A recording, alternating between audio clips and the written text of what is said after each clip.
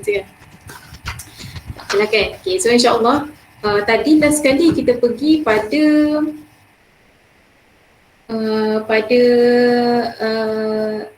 ketika para sahabat ni dekat Habsyah kan. Dekat Habsyah dan gagal lah taktik kaum musyrikin ni untuk bawa balik mereka ke Mekah kan. Okay. So apa perasaan kaum musyrikin pada waktu tu kan? Dia macam kita sangat geram lah kan. Mereka sangat geram dengan Rasulullah, dakwah dia dan kaum muslimin ni kan. Sebab sekali taktik yang dia buat tak jadi kan. So dia kata tapi kita ni tak adalah all out lagi. Sebab apa? Sebab kata Abu Talib masih yang melindungi Muhammad tu kan, dia kata. So apa yang kita buat kan? Maka mereka meneruskan plan-plan yang lain kan. So seterusnya aku kena masuk lagi satu device.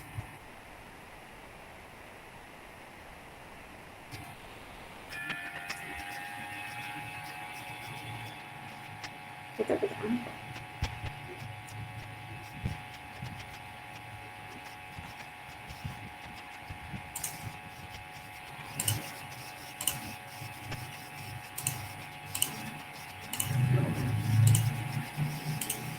Okey. So siapakah manusia ini? Berjanggut putih, berserban putih. Siapakah dia?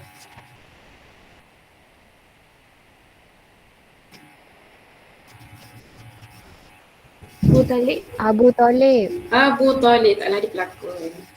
Dia pelakon sebagai Abu Talib kan. So belakang dia tu adalah kita tengok. Okay, so dia ni adalah Abu Talib kan. So apa strategi kaum musyrikin selepas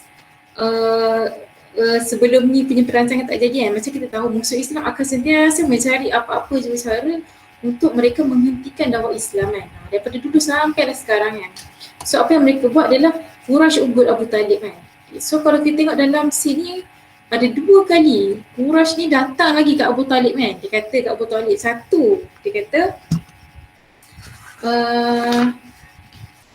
kata engkau ni adalah orang yang tinggi kan. Kau ni berkedudukan sangat tinggi kan. Dan tapi anak buah kau ni dah mencaci Tuhan-Tuhan kita, bahala-bahala kita kan. So dia kata jadi kami dah mengambil keputusan kita akan tamatkan benda ni kan. So dia kata apa? Jadi kita lawan lah kan. Kau berpihak kepada anak buah kau dan kita berpihak, kita musuh lah. So kita berlawan kan antara kabilah kau dengan kabilah semua kita ni kan. So Abu Talib bila dengar perkataan tu dia kata sebelum ni kaum Quraisy tak pernah lah sampai macam berlawan kan. So paling-paling pun macam kita offer, kita tukar-tukar kan. Tapi kali ni dia kata enough, jom kita lawan kan, sama ada engkau atau kita orang yang menang kan. Kalau seorang menang maka satu lagi kabilah akan terbunuh je lah kan. So Abu Talib ni bila dengar macam ni dia pun rasa agak berat lah kan. Agak berat lah uputan kaum Quraisy ni kepada dia kan. So dia katalah dekat Rasulullah, dia kata kat Nabi anak saudara dia kan, dia kata dia katalah kaum Quraisy ni telah datang kepada aku dan dia telah sekian-sekian kan, dia telah menceritakan baliklah apa yang kaum Quraisy cakap tadi kat dia kan. So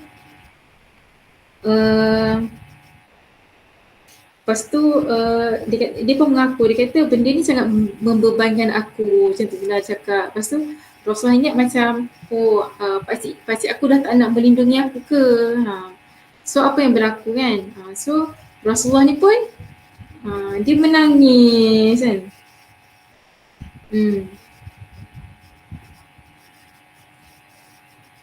Bukan dia tak menangis lagi. Tapi dia kata kan, dia tahu pakcik dia ni sangat for the sekian kalinya Abu Talib ni menceritakan lah keadaan dia, keadaan perasaan dia rasa berat kan untuk melindungi. Tapi dia bukan tak melindungi, tapi dia rasa berat dengan ubutan tu kan. Tapi Rasulullah dia kata andailah seandainya mereka sanggup meletakkan matahari di tangan kananku dan bulan di tangan kiriku supaya aku tinggalkan urusan ini kan. Which is benda tu sangatlah impossible kan. Maksudnya macam nak bagi apa? Nak letak bulan dan matahari dekat tangan kiri kanan aku ni supaya aku ni tinggalkan dakwah ni. Dia kata takkan aku tinggalkan hingga Allah menzahirkannya atau aku musnah kerananya kan. Lepas tu Rasulullah menangis kan. Macam sedih lah kan. Dia rasa macam Abu Talib ni selama ni sangat protect Rasulullah kan. Apa yang kaum Quraisy buat, apa yang Abu Lahab buat kan, dia sangat protect kan. So bila keadaan jadi macam ni, dia kata macam alah Abu Talib dah tak nak ke lindungi aku. So dia pun menangis, sangat sedih kan. Macam menangis kan, sebab selama ni banyaklah Abu Talib tolong dia kan. So masa dia pun nak berlalu. So Abu Talib tengok keadaan tu, kita kena faham Abu Talib ni sangat sayang Rasulullah kan. Walaupun dia tak terima agama, dia sangat sayang Rasulullah dan dia sangat membantulah dakwah Rasulullah ni sebenarnya. So dia pun panggil kan Rasulullah yang nak berlalu pergi sambil mengalir air mata tu. So dia kata, wahai anakku, ayuh serukanlah kehendakmu kan. Dia kata demi Allah, aku tak akan menyerahkan engkau kepada sesiapa pun kan. So Alhamdulillah kan. So Abu Talib kembalilah. Dia berjanji lah, dia kata dia tak akan serahkan Rasulullah kepada sesiapa pun dan dia akan terus melindungi kan. Betapa Abu Talib ni sangatlah menyayangi Rasulullah tu kan. So itu yang kali pertama. So yang kali kedua, setelah dia kaum Quraisy ni tengok macam tak boleh jadi ni. Hari tu kita dah sedap ugut kan, tapi Abu Talib macam tak jalan ni kan. Macam masih berdakwah kan. Masih buat kerja yang macam tak ada apa-apa pun yang berlaku. So apa yang dia buat kan, sekali lagi kan kaum Quraisy ni jumpa lagi Abu Talib ni untuk kali kedua. Tapi dia buat seorang pemuda which is nama dia Amarah bin Al-Walid ibnu Al-Mughirah kan. Lepas tu dia kata apa dekat Abu Talib kan, dia kata ambillah pemuda ini, dia kata kau gunalah kebijaksanaan dia, kau gunalah tenaga dia, kau ambil lah kan, kita bagi kat engkau kan, sebagai galang ganti kau bagilah Muhammad tu kat kami kan. Macam tu kan, nampak macam dia punya tawaran tu macam dah macam tak logik lah, sampai dia tak boleh fikir dah apa-apa yang boleh fikir tak akan buat kan. So apa yang Abu Talib kata, ini adalah satu tawaran yang sangat kita macam tak masuk akal lah kan. Kau nak suruh gantikan anak buah aku dengan pemuda kan. Kita memang selama-lamanya aku takkan buat begitulah.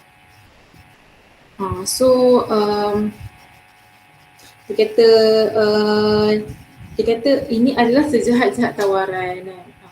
So sampai macam tu sekali kan. Abu Talib takkanlah menggantikan Rasulullah. Abu Talib takkan menyerahkan Rasulullah. Abu Talib sentiasa akan melindungi Rasulullah ni walaupun apa yang terjadi kan. Cuma satu saja, Abu Talib ni tidaklah menerima agama yang Nabi Muhammad ni bawa kan. Okay. So yang tu kisah Quraisy ni ugut Abu Talib kan. Which is kalau kita belajar dalam hal ni mungkin kita cubalah usaha untuk dakwah kepada keluarga kita sendiri kan. Cuma kadang-kadang mungkinlah kita ni kita cuba tapi mungkin hidayah itu tidak sampai kan kepada mereka kan. Cuma menjadi satu bonus lah apabila keluarga kita sangat mendukunglah dakwah yang kita bawa ni kan. Walaupun mereka tidaklah mengikuti satu-satu apa yang kita buat kan, tapi menyokong dakwah tu adalah satu kita panggil sana bonus lah kan. So in the step of that kita pun kenalah cubalah memahamkan keluarga kita juga kan. Ataupun sesiapa sahaja yang boleh membantu dakwah kita ni kan. Okay, so itu untuk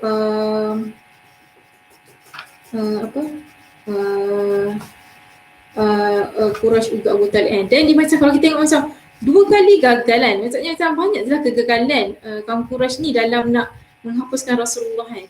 So lepas Quraisy ugut Abu Talib kan, mereka sendiri yang buat cubaan-cubaan untuk membunuh Rasulullah kan. Kalau kita tengok siapa yang paling berani agak-agak yang untuk bunuh Rasulullah ni? Siapakah antara orang yang antara berani yang nak bunuh Rasulullah?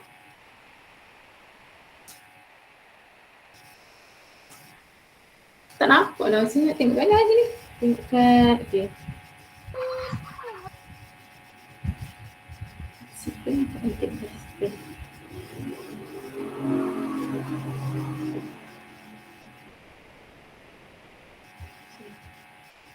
Okey. Okey, siapa? Abu Jahal. Abu Jahal lagi? Umar. Umar, okey, Umar. Utaibah. Siapa? Betul. Utaibah. Utaibah. Eh? Okey. Utibah. Utibah tu kan? Ukubah kan? Okey. So, Utaibah pernah ada kan? Apa? Kalau kita tengok dalam ni, yang ni memang sangat ni lah kan. Betapa sangatnya mereka ni nak menghapuskan Rasulullah kan, sampai dengan tangan mereka sendiri kan. Kalau sebelum ni kita rasa macam, ataupun sebelum ni mereka tak berani nak apa, nak pegang Rasulullah kan, tapi makin lama makin berani kan. So Utaibah kan, kalau kata ada yang sebut tadi Utaibah kan, apa dia buat kan, dia koyak-koyak baju Rasulullah dan dia buat apa, dia ludah ke muka Rasulullah kan. Dahsyat tak apa yang Rasul terima. Kita ni kalau online adik tak boleh ludah buat kita kan. Apa nak ludah kan online kan, kena paling tutup video. Biasa tutup video kan. Jadi itu adalah antara Rasulullah, benda-benda yang Rasulullah terima kan. Lagi apa kan, Abu Jahal kan, Uqbah bin Abi Mu'in ni dia telah buat apa kan, dia maksudnya tengkuk Rasulullah ni dia pijak kan dengan tapak kaki dia. Boleh bayang tak? Seseorang manusia pijak leher orang lain dengan niat apa? Bukan niat saja nak pijak-pijak kan, tapi memang niat nak bunuh kan. Takkanlah dia pijak sikit-sikit, memang dia pijak hentam-hentam bagi betul-betul punya kan, sebab nak bagi mati Rasulullah kan. Itu apa yang Rasulullah terima kan. Tapi Allah masih menyelamatkan Rasulullah kan. So ada Abu Jahal, dia kata, aku akan baling batu dekat kepada Rasulullah ketika dia sujud kan. Maka pada waktu tu memang Rasulullah solat dan memang dia ambil batu, dia memang dia nak pergi kat Rasulullah untuk baling batu tu. Dia kata sampai pecah kepala dia kan. So dia bawa batu tu ketika Rasulullah sujud. So dia mendekati, ni Abu Jahal mendekati Rasulullah.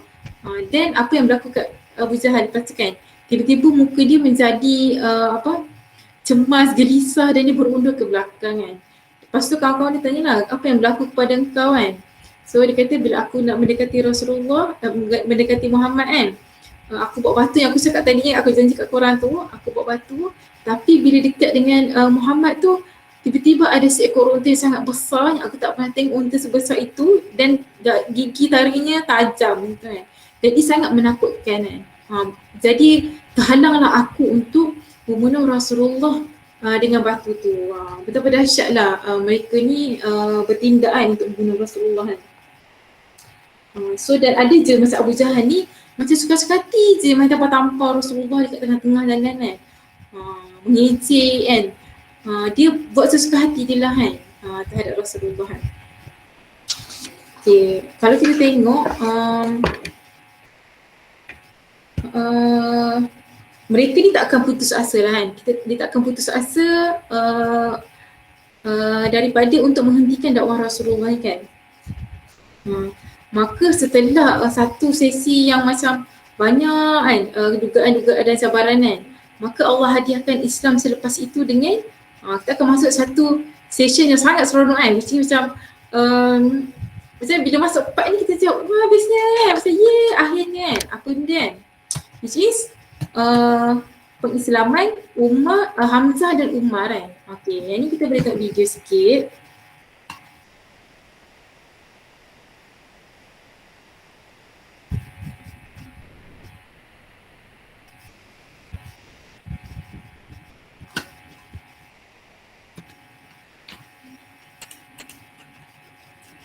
Okay.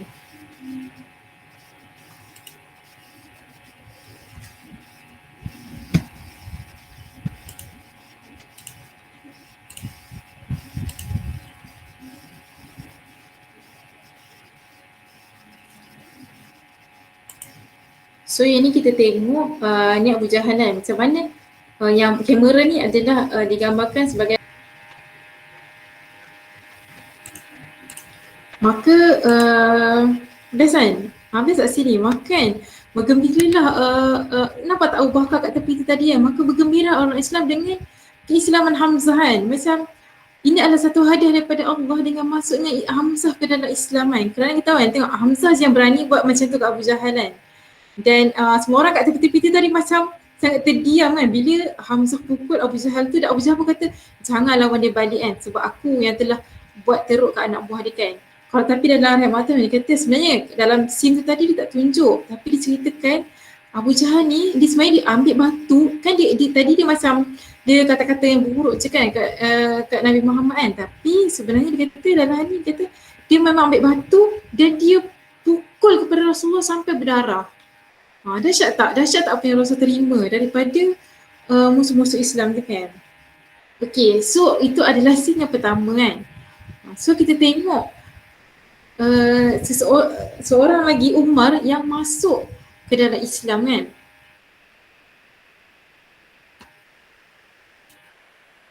Dikatakan Umar masuk ke dalam Islam 3 hari ataupun beberapa hari sahaja selepas Hamzah isytiharkan keislaman dia kan.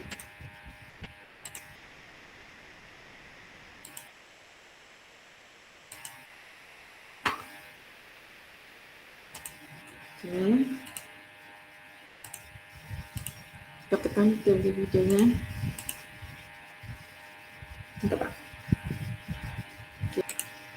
Okay, so antara scene yang kalau dalam sirah awal-awal Mekah, antara scene yang favourite kita, siapa favourite dia? Siapa favourite dia watak, walaupun semua orang ada watak masing-masing, siapa dia kan? Siapa yang favourite scene dia adalah bila Islam tu bila Umar dan Hamzah tu masuk Islam. Kita rasa macam apa?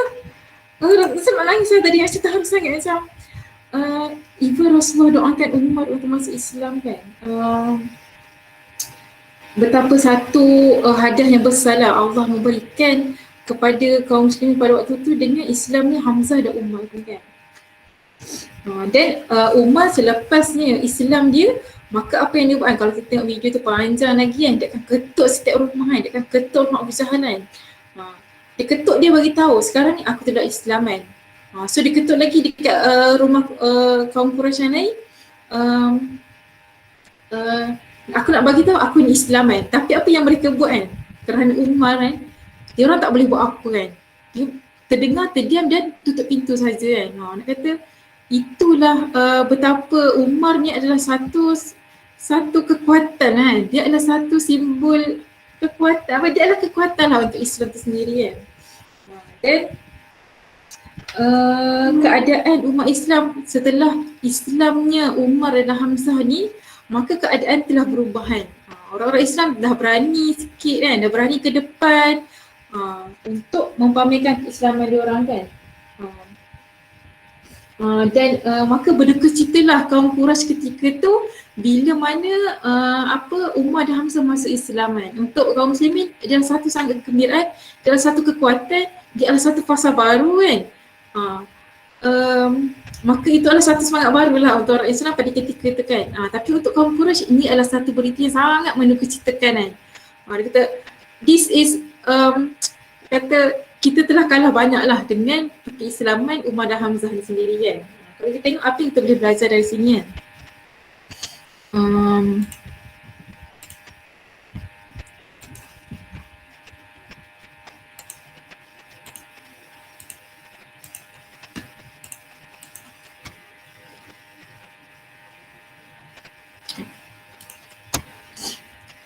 Okay, dua insan yang masuk Islam pada, kalau kita tengok ini adalah pada tahun ke-6 kerasulan. Tahun ke-6 kerasulan. Okay, so apa yang kita boleh belajar kan dari sini dan apa yang kita boleh apply kan. Satu adalah kita menggunakan kelebihan untuk Islam dan dakwahan. Apa saja kelebihan kita?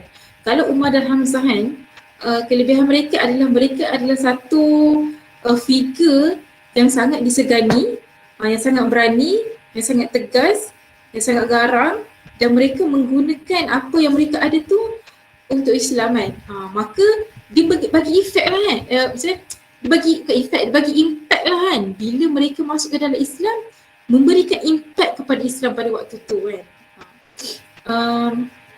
Sebab kelebihan mereka tu kan, masa kita pernah belajar hadis logam kan sebelum ni kan, yang manusia tu adalah seperti logam kan, baik ketika jahiliah, maka baik juga ketika Islam kan, jika mereka faham kan.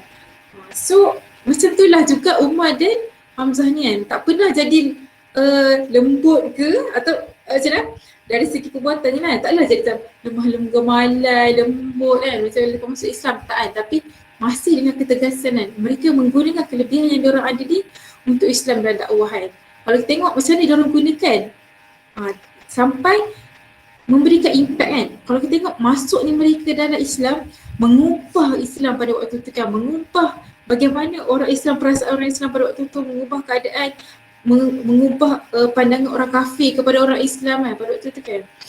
So kita reflect lah kan, macam mana kita ni dalam DMT ni kan, apa yang mengubah kita, bukan, apa yang kita telah buat perubahan, ataupun apa itu yang DMT ni dah berubah dengan kefahaman kita. Faham tak? Ke ataupun kita ni masih tak memberikan impact, ada ke tak ada ke sama je dalam daurah ni. Dalam surah ke, ada ke tak ada, sama je kan. Kita tak nak jadi macam tu, kita nak jadi orang yang macam apa sahaja. Kita mungkin tak adalah kelebihan sampai macam suka pandai bercakap kan, pandai bercerita ke, ataupun kita pandai buat video ke apa-apa kan, tapi gunalah apa yang kita ada untuk kita memberikan impact kepada DMT ni sendiri kan. Tak kisah apa-apa, kalau kita rasa saya apa, contohnya buat apa kan, contohnya kalau dalam masa daurah macam ni kan, kita ajak kawan kita bersedia ke, kita membawa, kita menyelami watak Umar dan Hamzah tu dalam diri kita kan, menjadi orang yang sangat memberi impact kepada Islam kan. Kalau kita tengok dia adalah satu sosok tubuh yang macam kita boleh tengok dia, kita ini mereka ni adalah Islam kan. Dan yang kedua adalah membina sisi jarak, iaitu berani kan untuk mempamerkan keislaman dalam diri kan. Seperti mana Umar dan Hamzah kan, mereka ni adalah satu sisi kan. Tak semua sahabat macam ni lah, maksudnya karakter macam ni tak semua sahabat kan. Tapi sebagaimana kita rasa macam sangat inspired dengan kan, Umar dan Hamzah ni sangat evergreen punya contoh kan. Tak ada siapa lagi setakat ni kita tengok tokoh-tokoh yang macam mampu nak bagi impact kat kita kan, seperti mana Umar dan Hamzah kan. Mereka sangat berani kan, mereka sangat menggunakan keberanian mereka tu untuk Islam kan. Sampai-sampai memberikan impact yang besar kepada umat Islam pada waktu tu kan. Orang tak berani dah kacau orang Islam, faham tak? Sampai macam tu impact dia kan. So macam tu juga kita kan. Keberanian ni dia tak akan datang secara tiba-tiba lahir-lahir dah berani kan, tidak kan. Tapi benda ni boleh dipupuk kan, boleh dipraktis ataupun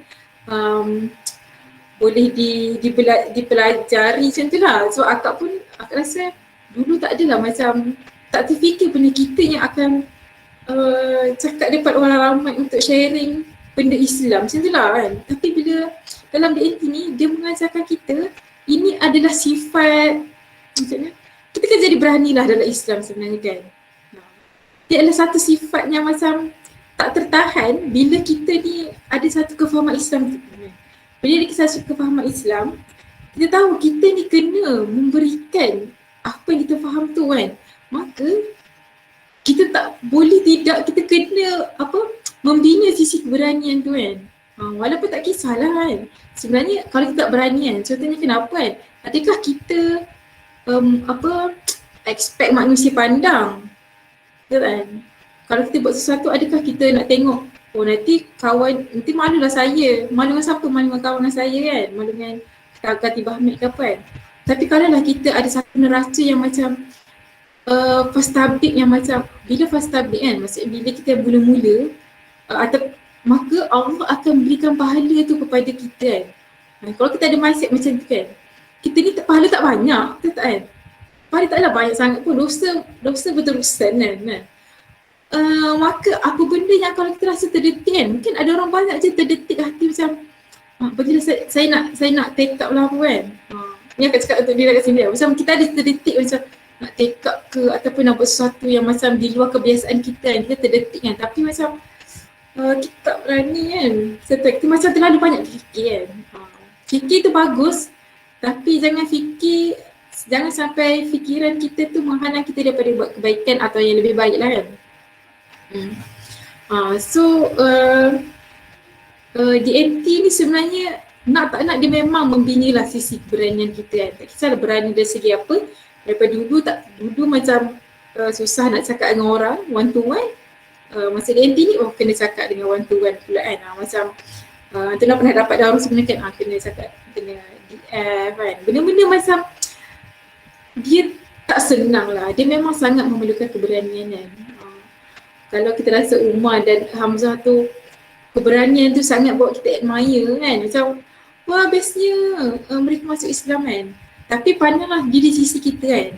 Macam mana kita ni meletakkan diri kita sebagai Umar dan Hamzah dalam DNT ni kan. Bagaimana kita, keadaan kita ni memberi impact tak kepada DNT ni kan. Adakah kita ni bertambah lebih baik keberanian kita kan. Adakah kita menggunakan segala potensi kita untuk Islam. Kadang-kadang potensi tu tak banyak, tapi tak banyak pun tak guna. Bukan, tak banyak maksudnya sikit, tapi yang sikit pun kita tak guna kan. Betul tak kan? Ataupun kita tak cukup push diri untuk menggunakan apa yang kita ada ni untuk DNT itu sendiri kan. Macam tu lah. So lepas ni kita macam nak kata contohnya kan, apa dalam Antuna punya saya nak tengok nama-nama kan. Contohnya siapa nak minta? Contohnya ada kes Suhail Rumi yang tak tahu siapa Suhail Rumi nama betul kan. Okay. Kita nak satu nanti Suhail Rumi ni dia adalah bila dia ada dalam, maksudnya bila keadaan dia tu, bukan maksudnya kehadiran dia tu dalam DNT membuat orang macam terkesan, memberikan impact kan. Seperti mana Umar dan Hamzah kan. Bukan dia ni ada ke tak ada ke sama je. Kita tak nak macam tu kan. Kita nak jadi seperti Umar dan Hamzah ni yang memberi impact yang besar kepada Islam kan. InsyaAllah kan. Okay, so satu fasa yang sangat menarik lah dalam sirah bila mana Umar dan Hamzah masuk ke dalam Islam tu kan. Okay. So kita pergi kepada next iaitu pada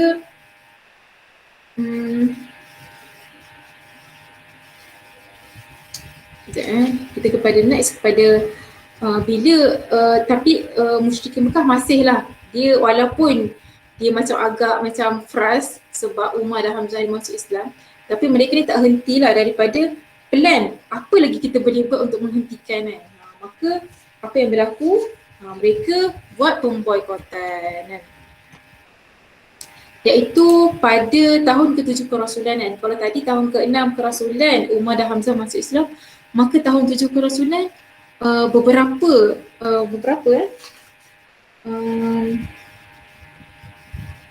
dia tak cakap beberapa, tapi dia kata kaum musyrikin Makkah ni berkumpul dan mereka berbincang apa lagi strategi untuk kita ni menghentikan dakwah Rasulullah ni kan.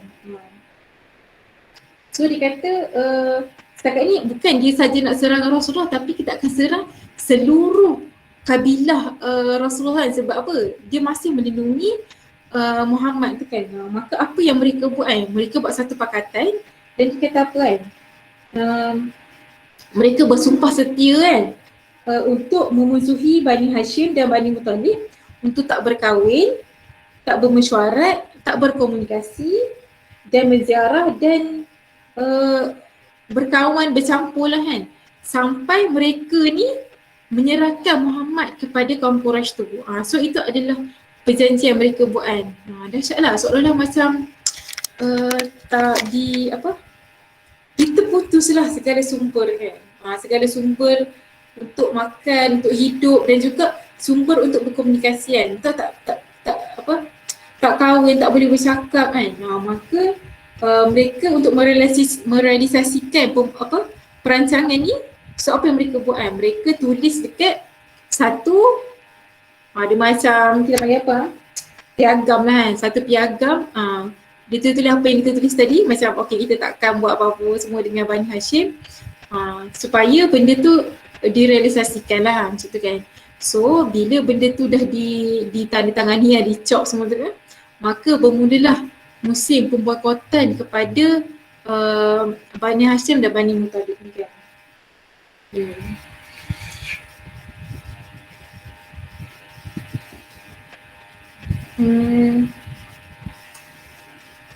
Dan piagam tu digantung di Kaabahan sendiri kan. Okay, so apa yang berlaku pada zaman pemboikotan ni,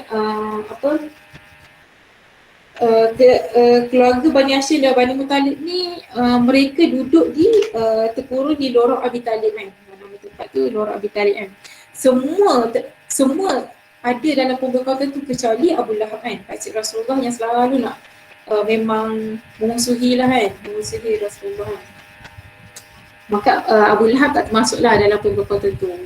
Okay, so berapa lama pemboikotan ni?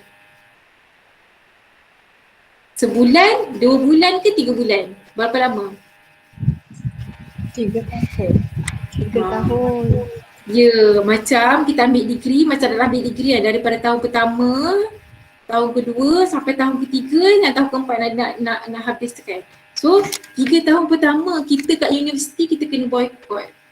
Orang tak nak cakap dengan kita, orang tak nak makan dengan kita kan, orang tak nak duduk sebelah kita dalam kelas kan, orang tak nak share notes dengan kita, kita bagi WhatsApp orang tak nak reply. 3 tahun kita menghadapi keadaan macam tu kan. Seolah-olah macam tu lah kan, keadaan yang Rasulullah dan keluarga Bani Talib dan Bani Muttalib tu hadapi kan. So dia kata sampai bila dia kata tak ada urusan, maksudnya makanan sangat susah untuk nak dapat kan. Nak dapat tu mungkin secara sembunyi-sembunyi kan.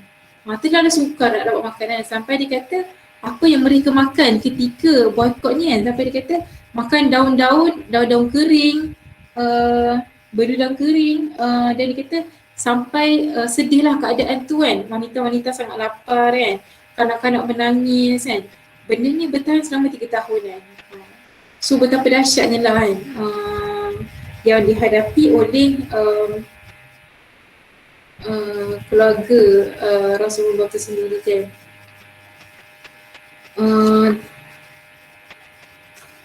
Dan setelah 3 tahun pemboikotan ni berlaku, maka timbullah satu isu kan, which is ada seorang ni yang bernama Hisham bin Amru kan, dari kabilah Banu Amir bin Luwai kan. So apa Hisham ni buat kan, so dia rasa something is wrong kan. Dia kata aku tak setuju sangat pun dengan piagam ni kan, setelah 3 tahun kan. Setelah 3 tahun kan. So aku tak setuju pun dengan piagam ni kan. Cuma aku memerlukanlah geng lah kan untuk kita sama-sama membantah piagam ni kan. So dipendekkan cerita, dia bertemulah dengan beberapa kawannya, dia kumpul-kumpul orang dan akhirnya dia pergi kepada hadapan Kaabah tu kan.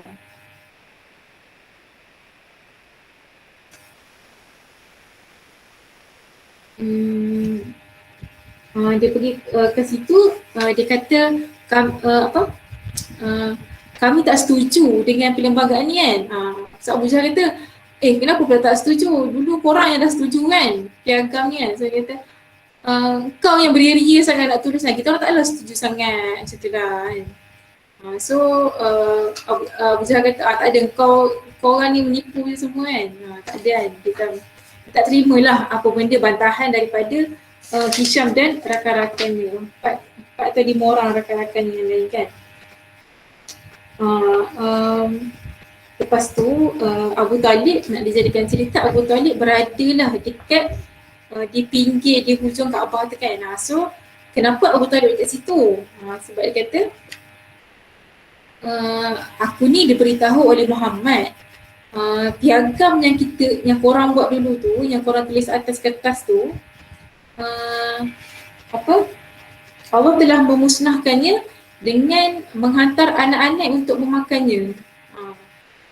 So itu Abu Talib cakap kat dia orang kan, Muhammad cakap kat aku.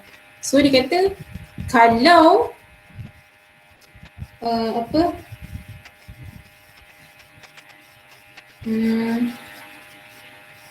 kalaulah kalau kalau betul apa yang Muhammad cakap, which is anak-anak telah makan piagam tu, maka kau harus membatalkan pemboikotan ni kan. Itu kalau benar. Tapi kalau lah apa yang Muhammad tu cakap salah, kau boleh nak ambil Muhammad tu, kau ambil lah kan. Sebegitu Abu Talib yakin dengan Nabi Muhammad ni kan. So apa yang berlaku, akhirnya bila dia cek balik kepada piagam tu, maka memang betul dah kan, piagam tu telah dimakan anak-anak.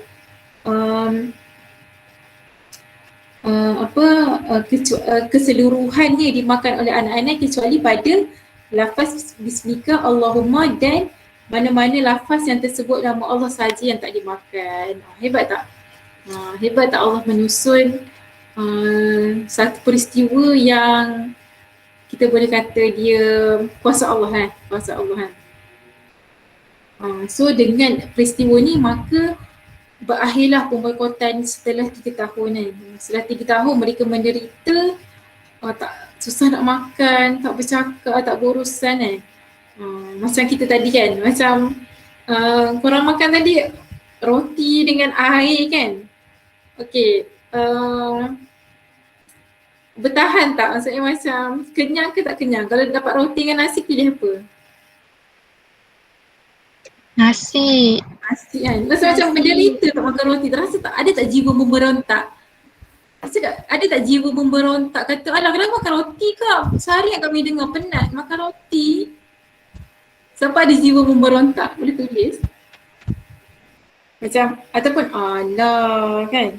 Macam kenapa makan roti kan.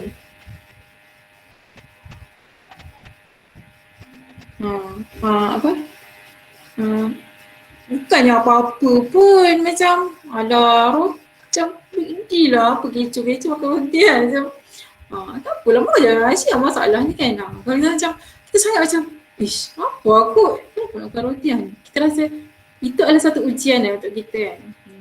Makan sikit kan. Itulah boycott ni, macam kita tak dapat makanan kan. Sebagaimana keluarga Bani Muttalib dan Bani Hashim tu kan. Kalau kita rasa macam kita makan sikit roti macam tengah lapar kan. Tapi pemboikotan tu way far kan. Terlalu jauh daripada apa yang kita hadapi tadi kan. So nak kata diserang daripada sudut yang lebih dahsyat kan. Maksudnya kelaparan, kesengsaraan. Kita pun tak tahu masa mereka mandi kan, mesti nak bersihkan diri kan. Suasana yang sangat menekan lah sebenarnya kan.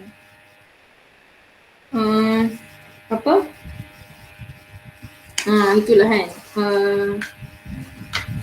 Dulu kita orang pernah buat juga pemboikotan macam ni, tapi nasi lah juga. Dulu kita pernah buat tengah makan dulang. Orang biasa tak makan dulang? Pernah tak jumpa darat jarang kan, tapi pernah tak darat tapi makan dulang sekali? Pernah. Makan talam. Pernah kan? Pernah. Okay. Best tak makan talam? Best. Pasti kan? Pasti ramai-ramai. Dulu agak makan talam. So dalam talam tu ada 5-6 orang kan. So dia bagi ayam kan. So dia kata jangan makan dulu kan. Okay, so when about to makan, boleh kakak-kakak tu ambil ayam kita orang, dia ambil je. So macam, kita nak makan ayam. So tergamam lah waktu tu macam tiba-tiba ayam tu telah diambil kan. Dia kata itulah masa nak bagi sedikit lah. Tapi nasi ada lagi. Sedikit lah nak kata perasaan ditarik nikmat yang macam biasalah. Dapat makan kan. Kalau kita rasa macam Allah kan, macam Allah je kan. Tapi untuk kaum Muslim, untuk keluarga Bani Hashim dan Bani Muttalib pada waktu tu lebih susah kan. Lebih susah, memang tak ada langsung lah makanan kan. Sebaiklah tak suruh kakak-kakak tak bagi makan daun. Mungkin lepas ni perlu makan daun kan. Dia ambil daun kat luar, mungkin seminggu sebelum ambil daun, ambil 2-3 helai daun yang besar, simpan sampai reput, supaya hai daun makan daun tu. Macam mungkin kita boleh lebih merasai macam mana zaman-zaman pemboikotan kan.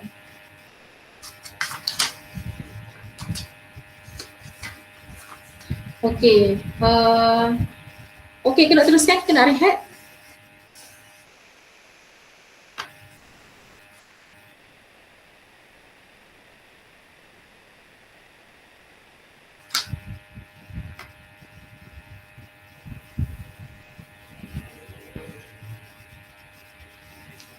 Teruskan ke rehat ke okey? Akak kita rest dulu lah. Okey. 5 minit lah. Okay, so insyaAllah semua orang kita rest dululah. 5 minit boleh? 3.40 kita sambung semula insyaAllah.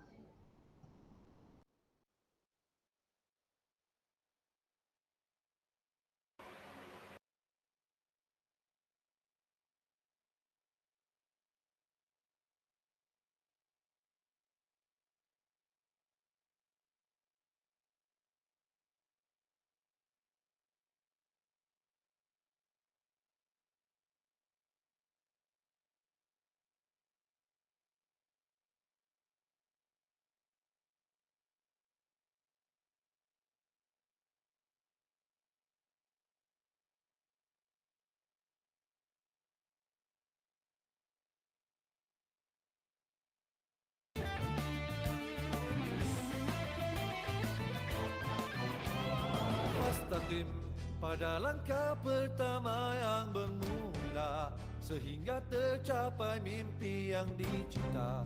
Ada semangat menyala yang tak mengalah diduga. Tiada laluan juang yang mudah, lebaran di hati tak pernah suka. Dengan itu ganjarannya adalah syurga yang indah. Aku bayangkan seorang pejuang bagai pemuda yang tak henti bersedia dalam perjuangannya. Kilau matanya, bias tekadnya bergelora, keazaman pada wajahnya. Semangatnya tak pernah patah walau lelah, mengharum laluan yang payah, tetap melangkah mustaqim, mustaqim, mustaqim, mustaqim. Semangatnya tak pernah patah walau lelah, mengharum laluan yang payah, tetap melangkah mustaqim, mustaqim, mustaqim, mustaqim, mustaqim, mustaqim, mustaqim, mustaqim.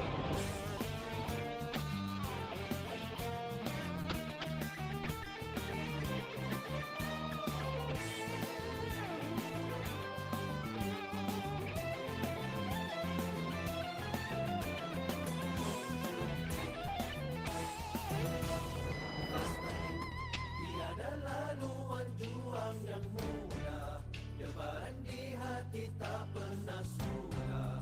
Karena itu ganjarannya adalah syurga yang indah.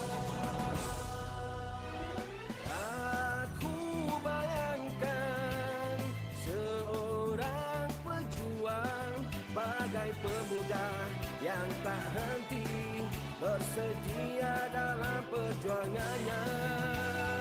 Kilau matanya, bias tiketnya bergelora, keazaman pada wajahnya.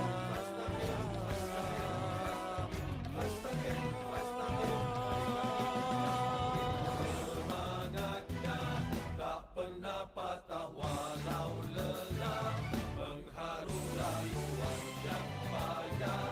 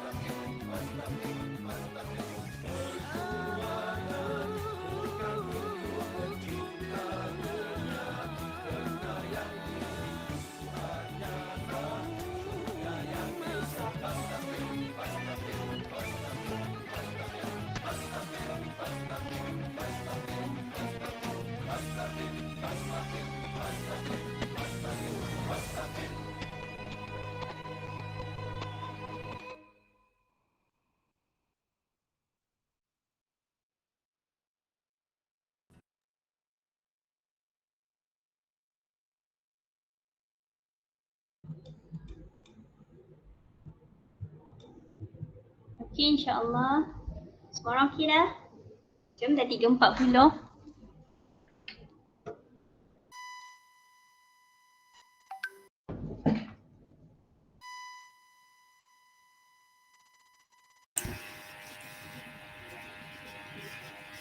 Okay, insyaAllah kita sambung semula. Lily. Okey. Okey. Bateri tadi berapa? Dari 80 ada tak bateri yang telah turun?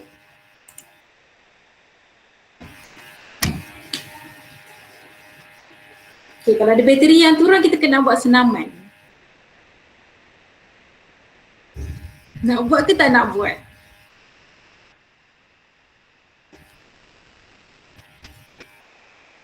Ha, sahabat-sahabat sekalian? Sahabat-sahabat sekalian. Okey, kita buka video. Senaman. Ya, iyalah. Ya, iyalah. Akak pernah dengar tak? Ya, iyalah. Ya, ya. Apa ini? Akak tak pernah ke? Tak tahu? Apa benda tu? Oh, senaman. Ya, iyalah. Senaman, dia senaman. Afini Semua dah orang pernah tunjuk. buat ke senaman tu? Saya pula. Kak Mira boleh share screen ke? Okey. Asyik ni macam mungkinlah kelakar sikit Tapi untuk apa? Menyenyumkan semua orang. Menyenyum. Nyium. Menyenyum lah. Menyenyum pun boleh. Senyumkan semua orang. Jangan marah kat Abu J. Abu J dengan Abu S tak bersalah. Kejap Kak Mira tengah share screen. Kejap Kejap. Bagi 10 minit. Kejap.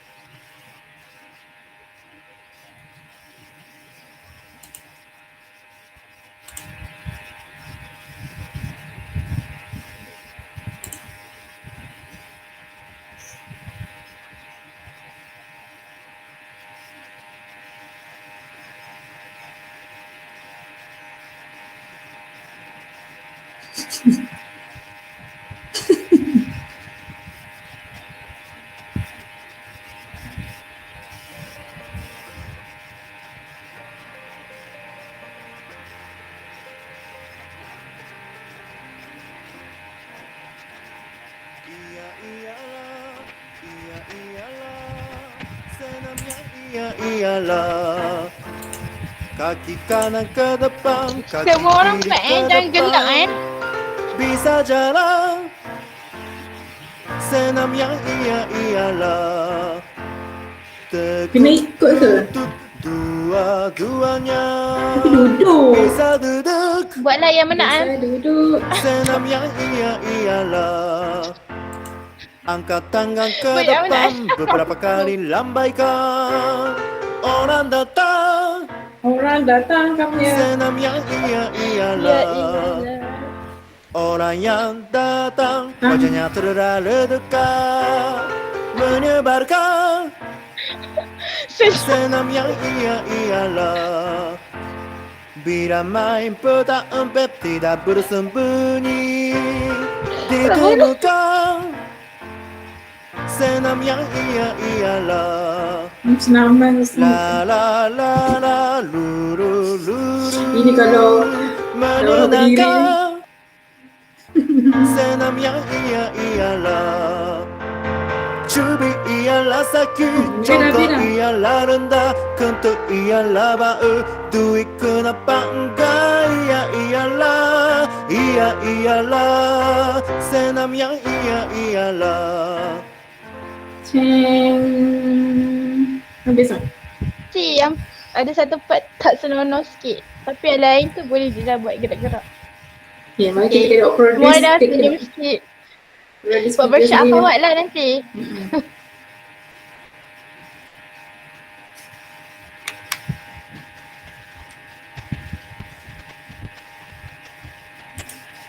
Okey. Kita pergi sikit lagi. Tak lama dah, sikit lagi. Okey.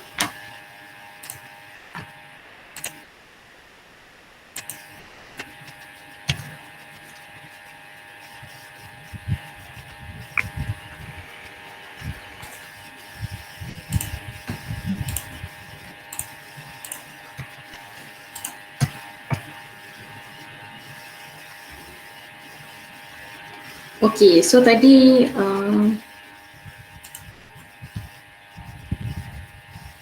Okay.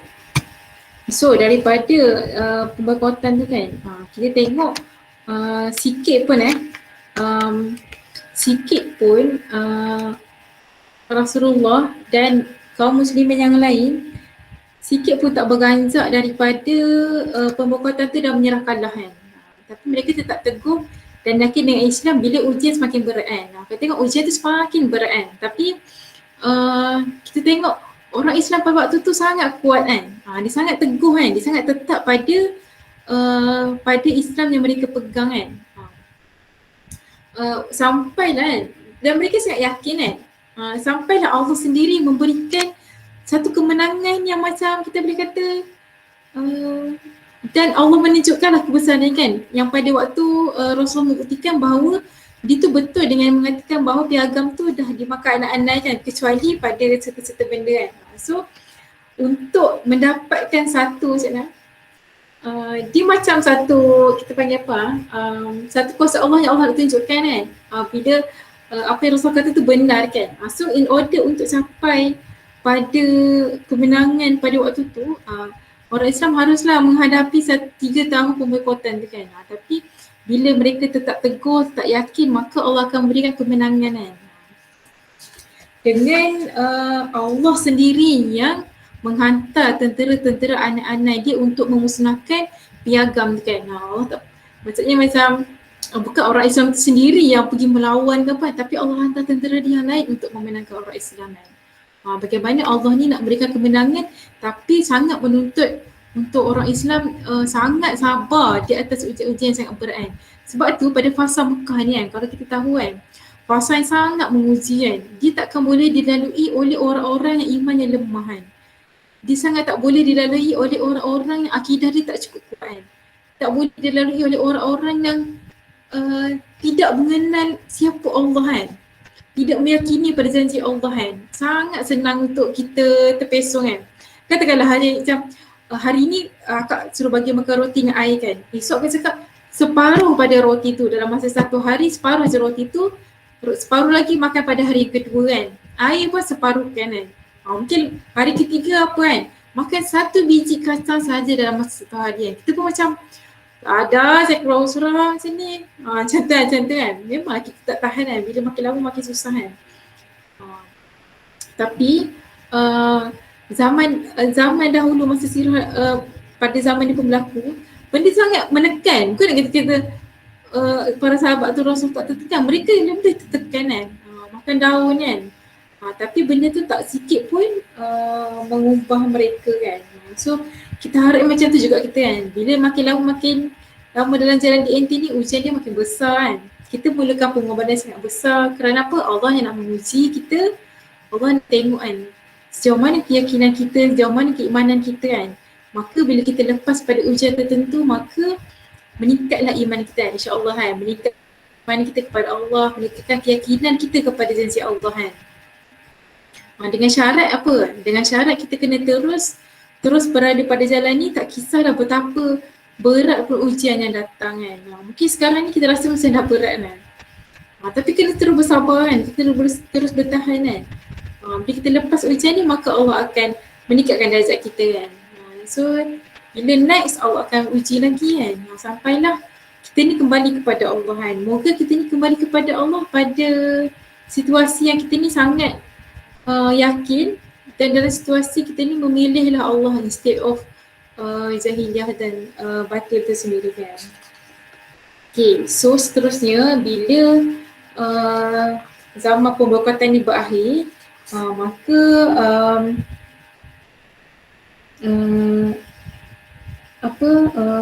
pemboikotan tu memberikan efek kan. Maksudnya keadaan pemboikotan yang sangat teruk tu memberikan efek kepada kesihatan Abu Talib kan. Dan kita tahu Abu Talib ni tak adalah muda kan. Dia masa dah pakcik-pakcik kan. Dia pun rambut dia dah putih kan. Dia seorang yang masa dah berusia lah kan. Tapi keadaan boikot tu sedikit sebanyak memberikan efek lah kepada kesihatan dia kan. Maka selepas 6 bulan keluar daripada pemboikotan tu, maka Allah telah menarik nyawa pakcik Rasulullah kan, Abu Talib tu sendiri kan. Maka bersedialah Rasulullah bila mana pakcik yang selalu mendukung dia dalam dakwah Islam ni telah pergi kan. So then selepas itu 3 hari selepas tu Allah pula mengambil Khadijah kan. 2-3 bulan kan. Okay, so kita pergi kepada, kalau kita tengok tahun ke-10, tahun ke-10 kerasulan ni kita panggil dia adalah sebagai tahun kesedihan atau Al-Huzni kan. Tahun kesedihan, kenapa kan? Tahun ni banyak yang Allah uji Rasulullah kan. Ataupun yang majoritinya adalah 2 lah, iaitu tahun kesedihan ni kerana perginya pakcik Rasulullah Abu Talib dan perginya isteri yang selalu mendukung Rasulullah, iaitu Siti Khadijah tu sendiri kan.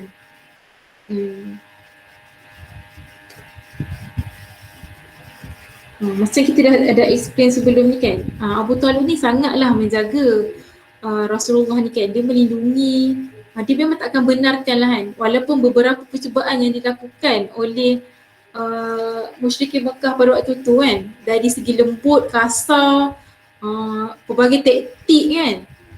Tapi Abu Talib kata kan, sekali pun dia tak pakai.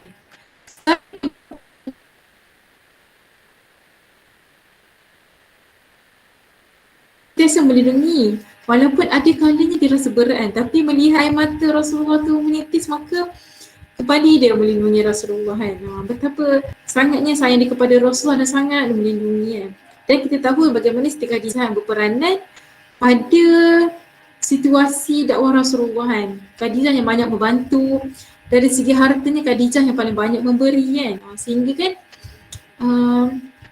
tulang-tulang dia pun tidak sedekahkan untuk Islam sendiri kan. So sebab itulah tahun ni dia katakan sebagai tahun kesedihan.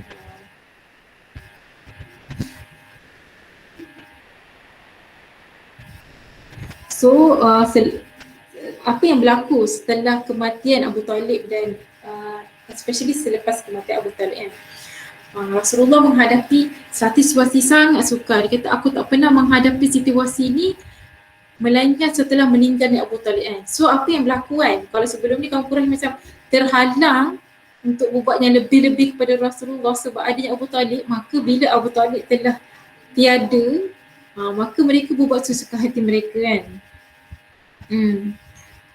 Dia kata dari Ibnu Ishaq meriwayatkan, kita setelah Abu Talib meninggal dunia, pihak Quraisy mengancam Rasulullah SAW dengan pelbagai penyiksaan yang belum pernah dialami semasa hayat Abu Talib kan. Dia kata malah kan, kali ingat tak sebelum ni aku cakap kan, orang biasa tak berani nak kacau Rasulullah. Yang kacau Rasulullah ni yang selalunya pemimpin-pemimpin yang macam ada kedudukan kan. Tapi dia kata bila Abu Talib ni dah tak ada, maka dia kata kan, golongan yang bodoh pun berani nak kacau Rasulullah. Tapi macam itulah kan. Tapi kita tahu Rasulullah tak akan balas kan. Lepas tu pernah suatu hari dia kata seorang lelaki bodoh apa yang dia buat kat Rasulullah, dia balik pasir ke atas kepada Rasulullah kan. Boleh bayang tak benda macam tu? Kalau saya tak tahu lah atas kepada Rasulullah ni berapa benda dah dibaling. Satu part of tubuh badan yang terasa sangat mulia lah, kepala kan, sebab atas kan. Tapi itu yang dia pernah kena baling tahi, pernah kena baling pasir. Itu sedih lah, maksudnya itulah satu penyiksaan yang Rasulullah hadapi daripada kaum-kaum musyrik Mekah pada waktu tu kan. Lepas tu dia kata lepas tu bila dia masuk rumah, Rasulullah masuk rumah dengan kepala berpasir tu, maka sedihlah anak Rasulullah kan. So Rasulullah kata tak apa kan, insya-Allah Allah telah menjaga kita kan. Sedih lah kan pada waktu tahun ni, tahun ke-10 ni adalah tahun kesedihan untuk Rasulullah kan. Okay, so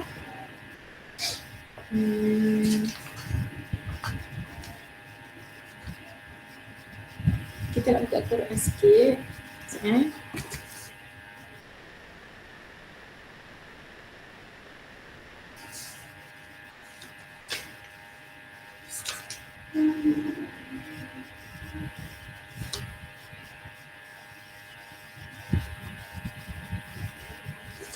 Okay, boleh buka Quran, muka surat 131.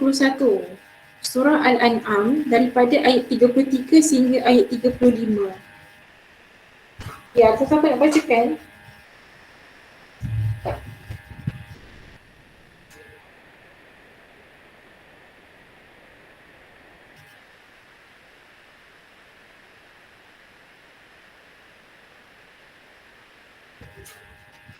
Saya baca. Okey. 33 sampai 35 ya Kak? 33 sampai 35. A'udzubillahi minasyaitonirrajim. Bismillahirrahmanirrahim. Qad na'lamu innahu la yahzunuka alladhi yaqulun fa innahum la yukazzibunaka walakinna adh-dhalimina biayatillahi yajhadun. Walaqad kuzzibat rusulun min qablika fasabaru ala ma kuzzibu wa uzu hatta atahum nasruna wala mubaddila li kalimatillah walaqad ja'aka min naba'il mursalin wa in kana kabura 'alaika i'raduhum fa in istata'ta an tabtaghiya nafaqan fil ardi aw sulaman fis sama'i fata'tiyahum bi ayah walau syaa Allahu la jama'ahum 'alal huda fala takunanna minal jahilin. Maksudnya, sesungguhnya kami mengetahui bahawa apa yang mereka katakan itu menyedihkan hatimu Muhammad. Janganlah bersedih hati kerana sebenarnya mereka bukan mendustakanmu, tetapi orang-orang yang zalim itu mengingkari ayat-ayat Allah. Dan sesungguhnya rasul-rasul sebelummu pun telah didustakan, tetapi mereka sabar terhadap pendustaan dan penganiayaan yang dilakukan terhadap mereka. Sehingga datanglah pertolongan kami kepada mereka. Dan tiada sesiapa pun yang dapat mengubah kalimah-kalimah ketetapan Allah. Dan sesungguhnya telah datang kepadamu sebahagian daripada berita rasul-rasul itu. Dan jika perbuatan mereka berpaling daripada Muhammad terasa amat berat, maka sekiranya engkau dapat membuat satu lubang di bumi atau satu tangga ke langit, lalu dapat membawakan mukjizat kepada mereka, maka buatlah. Dan sekiranya Allah menghendaki, tentulah dia menjadikan mereka semua mengikuti petunjuk. Oleh itu, janganlah engkau termasuk orang-orang yang bodoh. Sadaqallahul azim. Ya, barakallahu fiik Mus'ab. Okey, so dalam ni Allah kata bila tahu kesedihan yang berlaku maka lebih obvious lah orang yang menentang dakwah Rasulullah ni kan. Kalau kita tengok sampai orang berbodoh, dia kata kan, sampai orang bodoh pun sampai menolak dakwah Rasulullah, sampai menghina Rasulullah, sampai buat macam tu sampai sekali kan. Sampai badan pasir dekat Rasulullah kan. So benda tu sangat menyedihkan kan. Tapi Allah kata apa? Janganlah engkau sedih kan. Jangan kau sedih terhadap apa respon mereka terhadap kerja dakwah engkau ni kan. Maka sebab apa? Engkau ni diutuskan untuk menyampaikan kepada orang-orang mengenai Islam kan. Tapi bukan tugas kau untuk memberikan hidayah. Maka jika mereka tak terima dakwah ni, maka jangan sedih kan. Kerana itu adalah tugas Allah kata kan. Kerana tugas kau hanyalah memberi peringatan kan. Dan mereka mendustakan ni adalah mendustakan ayat-ayat Allah tu sendiri kan. Maksudnya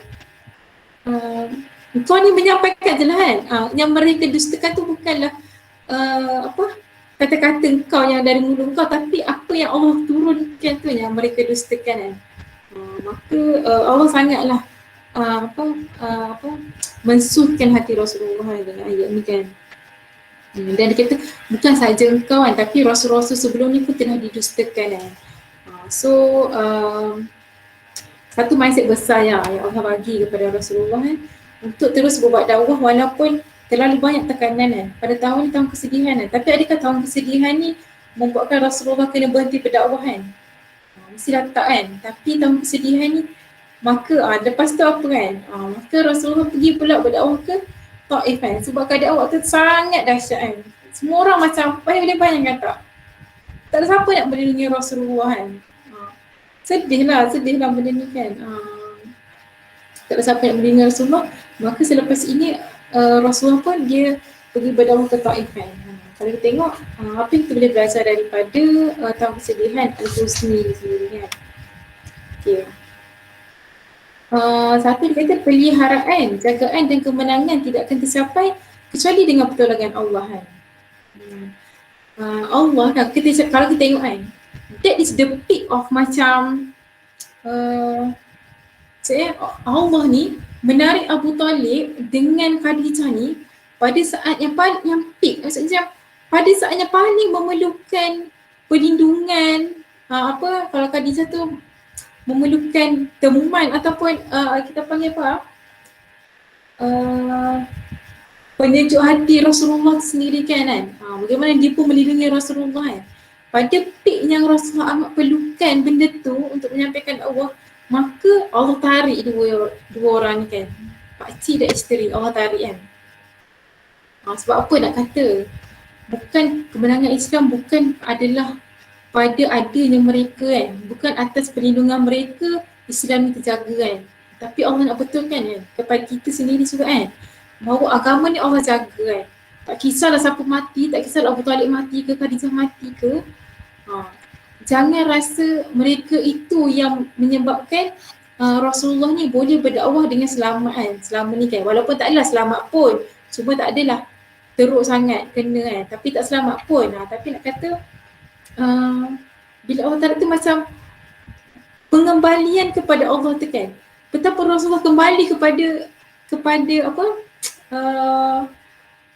Kepada Allah yang melindungi agama tu sendiri kan. Walaupun Abu Talib tak ada, tapi Allah ada kan. Walaupun Khadijah dah tak ada, tapi Allah ada kan. Untuk terus melindungi Rasulullah dan agama Islam tu sendiri kan.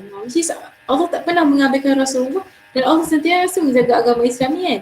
Way before Rasulullah menjadi Rasul tu, segala perancangan persediaan yang dia buat tu adalah untuk memastikan Islam tu terpelihara kan. Kalau kita tengok sebelum kan, kenapa Arab pilih-pilih kan, kenapa kat situ, kenapa apa lagi kan, kenapa dia buat pembedahan dada semua kan. Semua benda tu adalah kerana, tak lain tak bukan, itu adalah kerana Allah nak menjaga agama ni kan.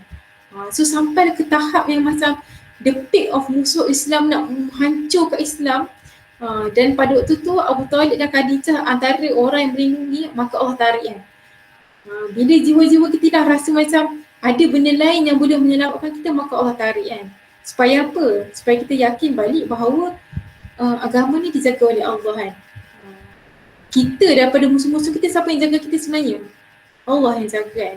Tak apalah kau tarik lah kan. Kau tarik lah siapa-siapa yang kau nak tarik kan. Aku akan selamat selagi lagi mana Allah bersama kita kan. So dan yang kedua, perasaan affected by dakwah kan. Maksudnya macam kalau kita tengok Rasulullah ni, dia bukanlah sedih Abu Talib dan Khadijah pergi kerana mereka ni adalah orang yang disayangi kan. Tapi bukan kerana itu kan. Tapi dia sedih, maksudnya perasaan tu dia affected by dakwah kan. Kerana apa dia sedih? Sebab tidak ada lagi orang yang melindungi dia kerana in order untuk dia berbuat dakwah tu sendiri. Bukan kerana hanya mereka ni adalah orang yang sangat dekat, hanyalah orang yang disayang kan. Tapi macam dia memikirkan how dakwah lepas ni kan. Bila Khadijah dan Abu Talib tak ada kan. Macam mana dakwah aku lepas ni? Which is dia sangat terasa kan. Rasulullah sangat dikecam, sangat dihina selepas perginya mereka ni kan. Dia bukan sedih macam rindu, memang jelah rindu tapi bukan itu main dia kan. Tapi adalah kerana Rasulullah ni memikirkan apakah nasib dakwah tu kan. Bagaimana dakwah ni akan berjalan kan. So itulah perasaan dia. Perasaan dia affected by dakwah, bukan semata-mata hanyalah kematian orang yang dekat kan. Macam tu juga kita kan. Apa yang affect perasaan kita kan? Apa yang membuatkan kadang-kadang kita sedih? Apa yang kita reflect balik kan? Apa yang membuat kadang-kadang perasaan kita ni cerabut? Kadang kita ni cerabut apa? Korang selalu cerabut apa?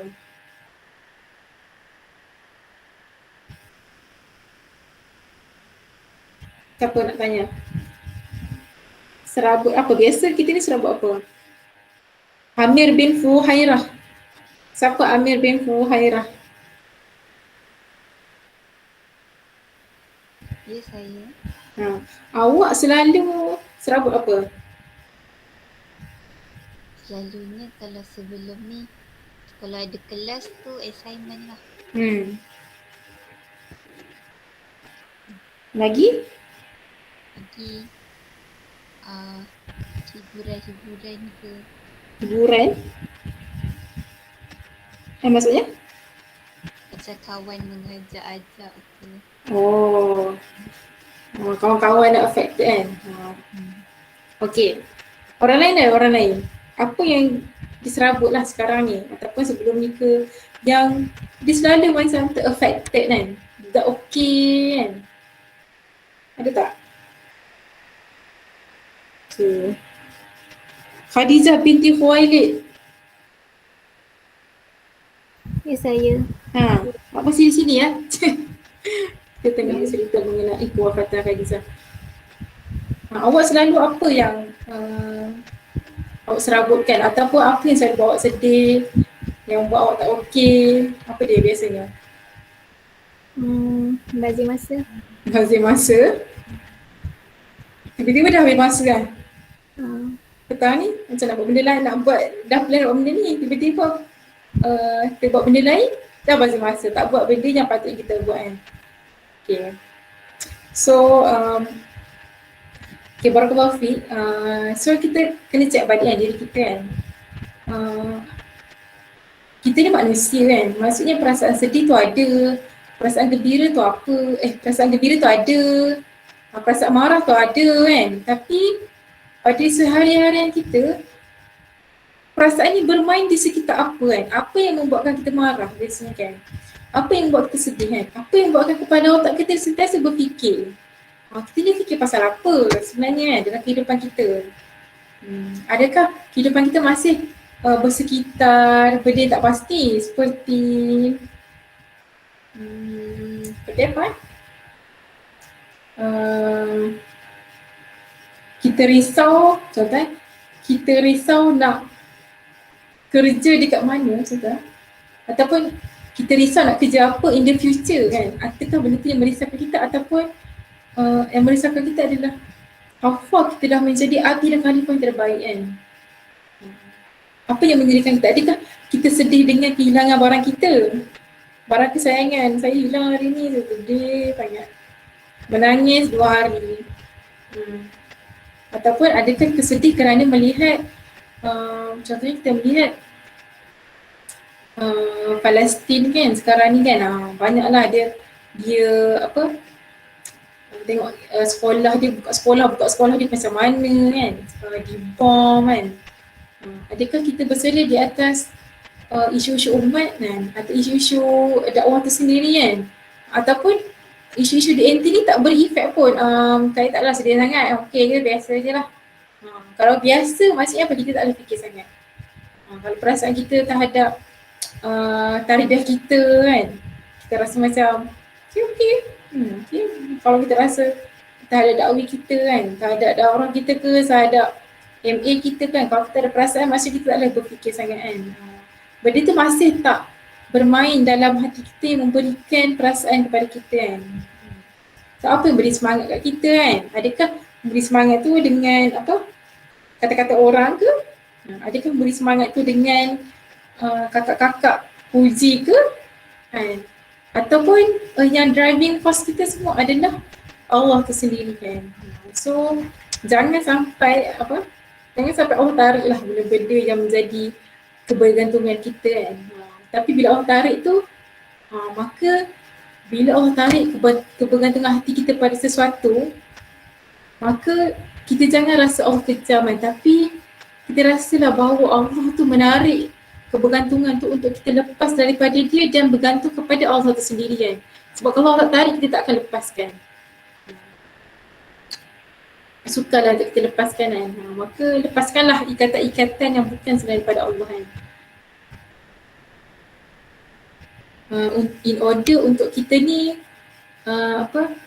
lebih lah kan, buat lebih lah dalam DNT ni sendiri kan.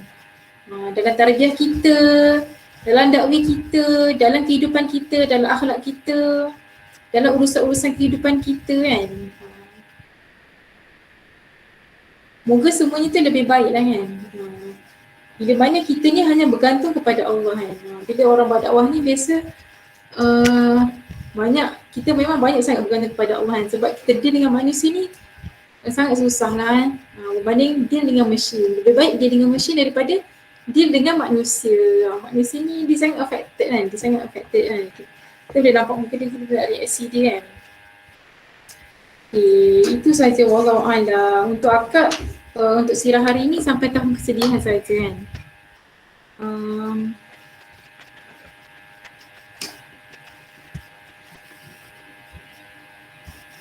Okey.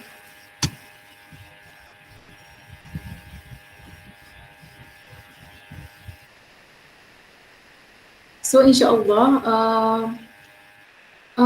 wallahualam dari akad ini sahaja. Semoga yang baik tu daripada Allah kan. Semoga Allah membukalah hati-hati kita semua ni, termasuk diri akad yang cakap ni.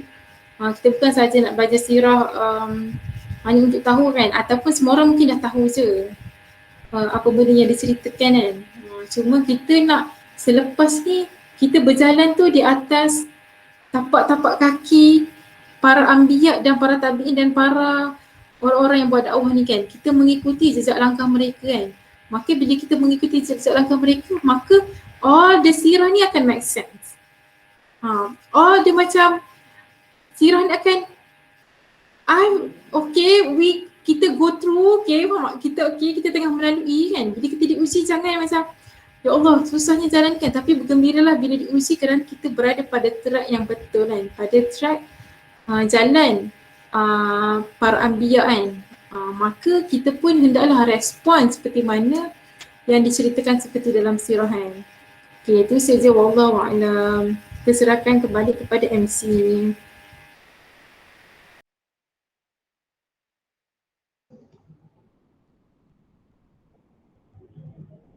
Okey, barakallahu fiik Kak Lilin.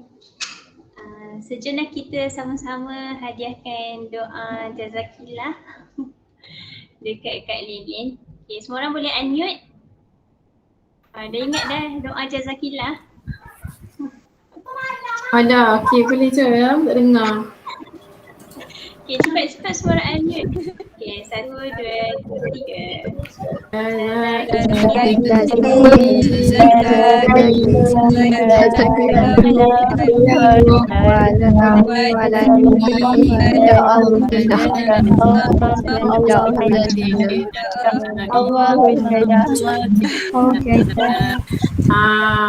Okey, akan terima doa tu.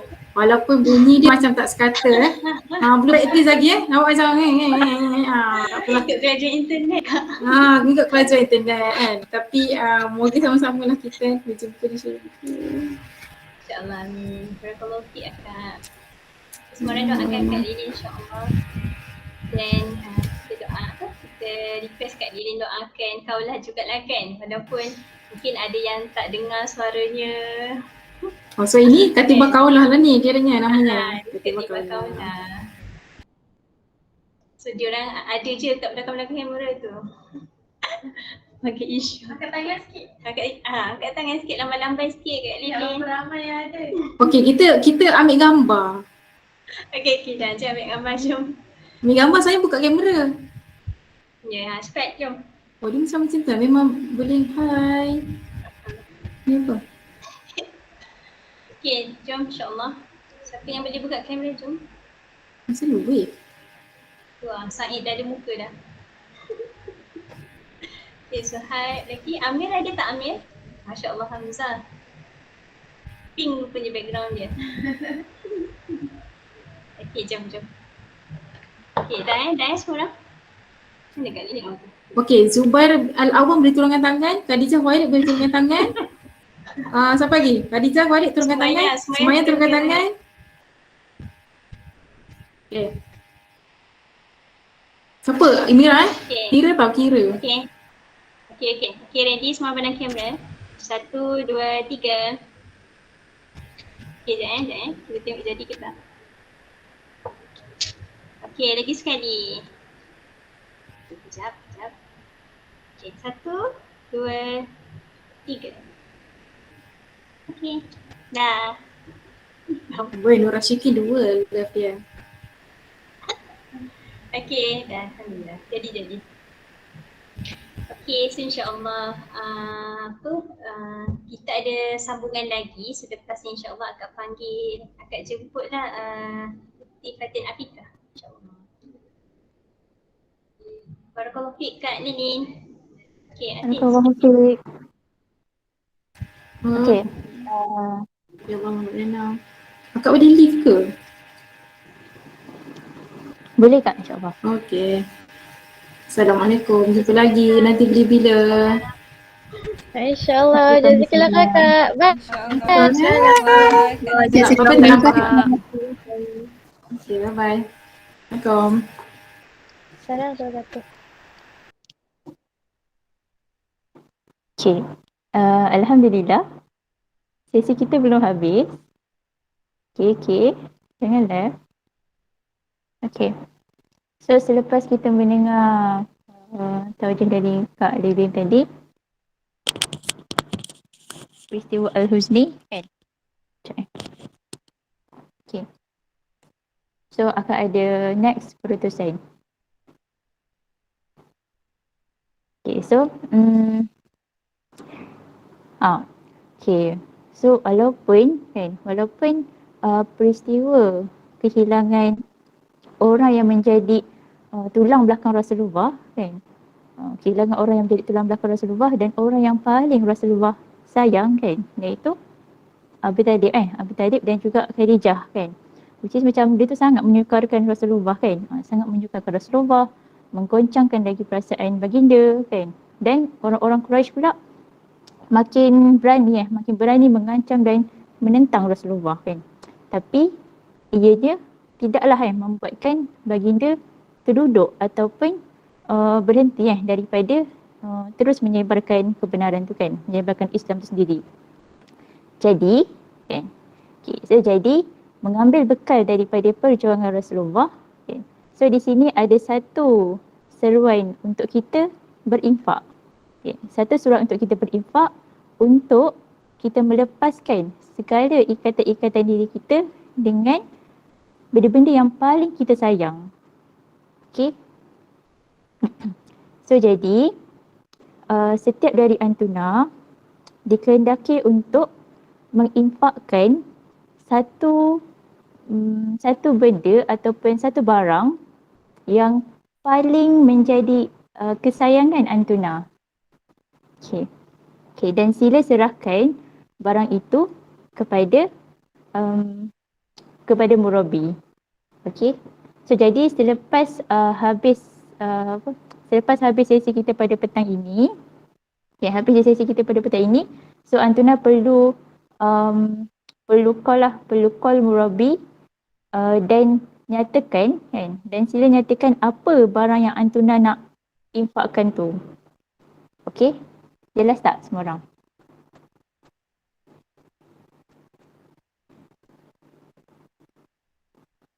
Jelas tak? Nak kena ulang balik tak? Jelas. Okay, so kita ubah sikit style.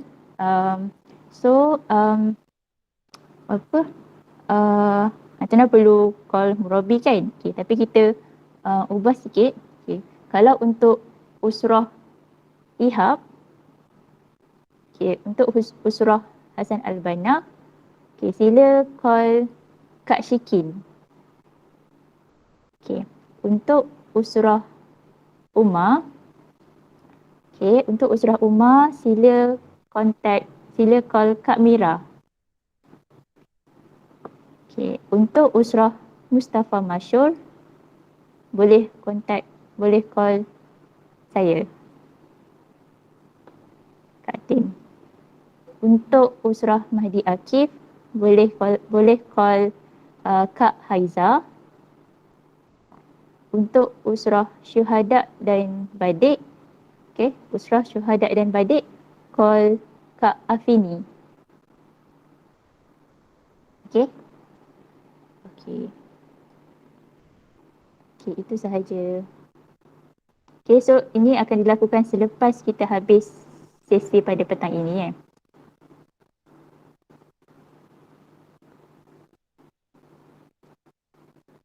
Okay, jadi saya serahkan semulalah kepada Mira. Okay, insyaAllah. Ya, Abdullah. Tak payah kau serentak. Ikutlah waktu masing-masing. Betul tak tu? Betul. Waktu masing-masing yang set lah dengan murabi tu. Tapi bukan serentak. Individu kan. Okay, so insyaAllah Alhamdulillah semua Alhamdulillah kita pun dah sampai pukul 4.20. Hari yang panjang mungkin untuk semua kaulah kan. Melalui pengembaraan Nabawiyah. Okay, boleh tak nak tanya sikit lah. Aspek ke pengembaraannya akan jadi macam ni? Angkat tangan sikit yang aspek. Yang tak aspek angkat tangan.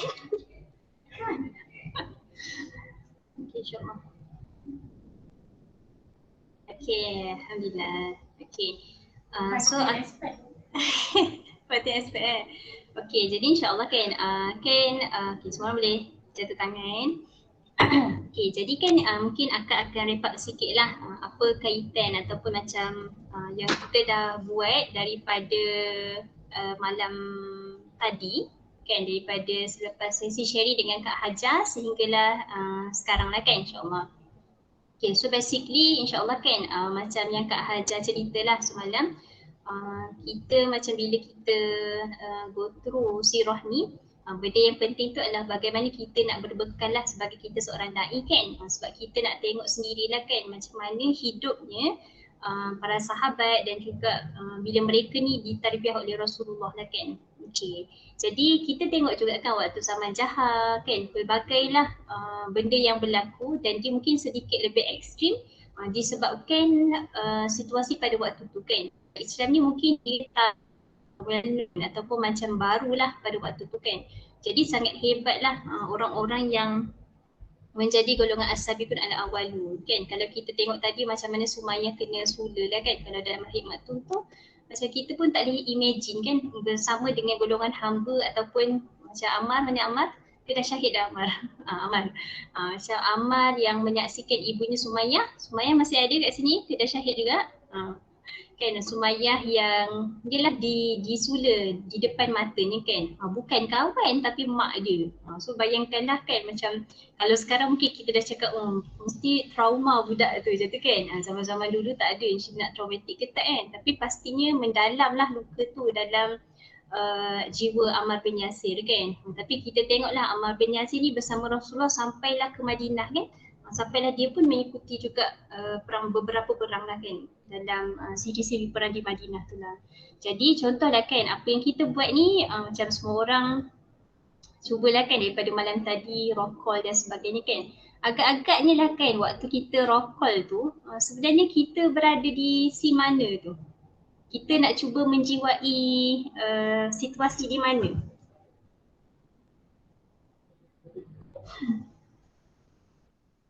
Hamzah kenapa left meeting macam tiba? Hamzah Mungkin dekat Darul Masya Allah Talha. Okay. Jadi macam kalau kita tengok kan Dar Al-Arqam ni adalah satu center kan. Satu center yang Rasulullah bina. Dia bukanlah dari segi macam center bangunan kan. Tapi sebenarnya apa yang hidup di dalam tempat tu. Jadi macam mana kan salah satunya adalah perkumpulan untuk mengukuhkan jiwa-jiwa mereka dekat dalam itulah yang pada orang-orang as-sabiqun al-awwalun tu melalui perkumpulan di dalam rumah Dar Al-Arqam kan. Jadi kalau kita tengok kan apa yang diajarkan pula Rasulullah adalah lebih kepada konten Al-Quran kan. Bukanlah diajar pun tentang macam mana nanti kalau apa skill nak bertumpung dengan orang ke apa kan. Tapi lebih kepada bagaimana Rasulullah ni menyucikan, bersihkan balik kan. Jadi sebab itulah kan macam kalau kita tengok kenapa bila kita nak dapatkan coins ke apa ke bukan melalui bayaran tapi kita lebih kepada mutabak amal dan sebagainya kan. Sebab kita tahu perjuangan yang kita nak bawa ni ke depan ni dia adalah something yang Rabbani. Dia bersifat ketuhanan. Maksudnya bila kita ajak adik, bila kita buat dakwah dan sebagainya, kita nak da'i yang terhasil tu adalah da'i yang Rabbani. Bermakna kita sentiasa relatekan setiap action kita ni lillahi ta'ala.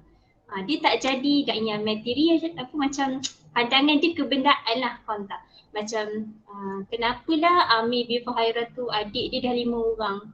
aku ni barulah macam seorang pun tak berani lagi nak cakap kan. Macam itulah contoh. Jadi nak cakapnya kita nak mendidik kita ni sendiri, bekalan kita adalah kepada Quran. Jadi sebab itulah kan macam kita boleh sentiasa usah jiwa kita. Saya tengok kan bekalan Quran kita, tilawah kita, adakah macam kita dah naikkan ke kita punya muka surat tu kan macam daripada dulu tarbiyah sampai sekarang ke macam masih lagi berat untuk kita nak naikkan dan kita macam masih okey je lah di tapak yang lama kan, sedangkan sekarang tengah cuti. Macam tu lah. Okey, so nampaklah kat situ kan betapa Rasulullah menjagalah dari segi bekal rohani tu kan, bekal kejiwaan supaya da'i-da'i yang terhasil ni semuanya robani. Jadi bila da'i ni robani, dia jadi satu sunnatullah alam kan, macam kita belajar kat dalam bab 2 kan, dia jadi satu sunnatullah alam, kemenangan akan datang. Jadi sebab itulah kalau kita perasan kerja kita ataupun kerja Rasulullah kepada sahabat tarbiyah je. Automatik dia akan hasilkan satu soft ataupun satu barisan as-sabiqun al-awwalin yang strong. Tidak Rasulullah perlu cakap apa dan apa. Macam tengok Umar masuk Islam, ada ke sempat Rasulullah cakap aku pergi ketuk semua pintu-pintu? Tak ada pun. Itu output iman. Jadi kita kan macam tadi semua orang yang geram tapi nak cakap takut. Jadi kita nak kukuhkan kita punya keberanian nak jadi jarik tu kan, kadang-kadang betul tak kita nak tekan mute unmute pun kita macam kenapa macam Abdul Rahman tak cakap aku cakap tapi aku dah selalu cakap ke macam bagi orang macam tu kan, kita fikir-fikir duk gitu kan. Lepas tu nak buka kamera pun kan kita macam macam tu kan, itu fikir-fikir macam tu kan, jawapan aku betul ke segala benda tu. Jadi Rasulullah waktu tu dia tak cakap pun kan, macam dia tak bagi arahan pun dekat para sahabat untuk buat ini dan ataupun itu macam tu, tapi Rasulullah kukuhkan jiwa je. Jadi sebab itulah sekarang ni kita kan, kita macam bila kita rasa macam benda-benda tu ada yang macam struggle lagi kat dalam jiwa kita, kita kena push dalam supaya luar tu terhasil. So sebab tu kita sentiasa kena nilai lah. Kalau aku rasa macam memang macam berat sangat, kena nilai dalaman supaya sebenarnya yang dalaman ni akan menzahirkan yang output lah macam tu kan. Okay, itu satu. Okay, lepas tu kenapa semua orang tak boleh makan? Maksudnya makan apa yang ada. Tu apa pula? Sekarang siapa yang lapar angkat tangan?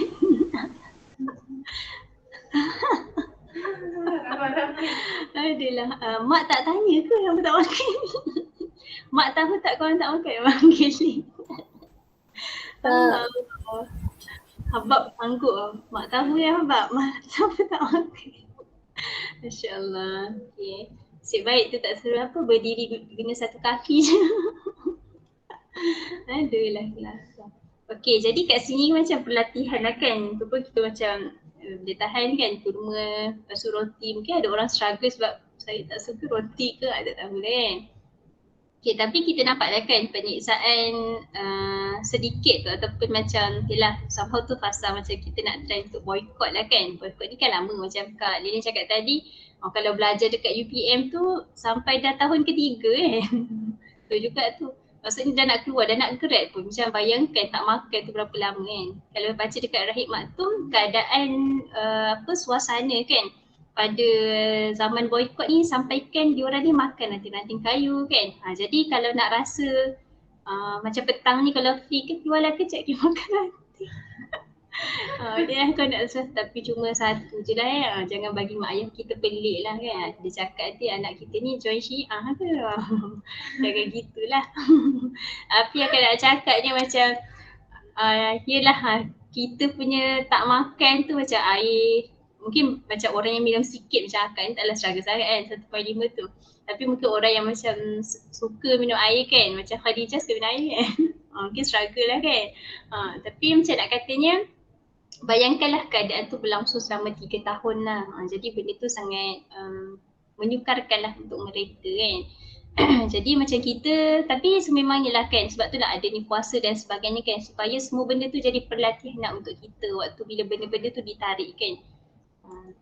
Jadi insya-Allah dah kan sedikit sebanyak apa yang kita lakukan hari ni dengan orang geram yang dekat Abu J dengan Abu N.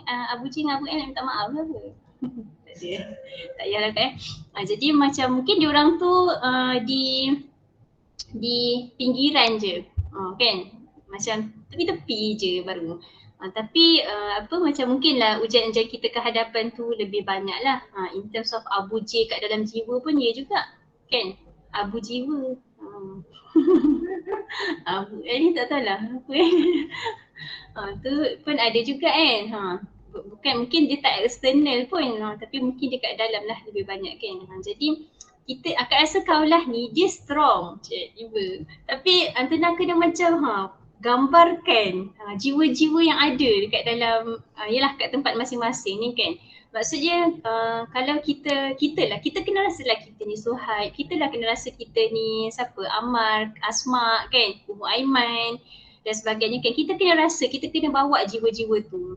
Supaya macam kita tak tersekat dengan sekadar macam benda-benda sikit yang kita macam rasa tak yakin kan. Jadi kita kena macam keluarkan supaya macam kita tak terhalang lah untuk lebih banyak berbuat selepas ni. Macam tu. Okay. So janganlah kita kan, takkanlah kita macam 2 tahun kita tarbiyah asyik kita nak struggle dengan malas, faham tak? Macam kita asyik nak struggle dengan macam macam-macam lah benda-benda internal tu kan. Bila kita nak shine kan kalau macam tu kan, dia macam logam tu tak tahu nak tunggu bila. Jadi kita menantilah kan selepas pengembaraan Nabawiyah ni, kita melihat setiap daripada kaulah ni ada sesuatu kan. Macam kita mencabar kan setiap daripada kita ni untuk berbuat sesuatu lah selepas ni kan, untuk mengangkat bendera Islam, menegakkannya dan pastikan adalah kan jiwa-jiwa yang tersangkut lah dengan bendera-bendera yang kita kibarkan lah, insyaAllah. Okay.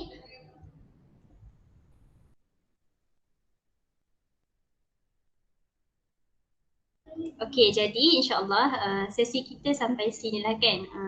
So bolehlah keluarkan lagi ataupun fikir-fikir lagi petani break macam apa lagi lah Ibrahim mungkin kita boleh dapat.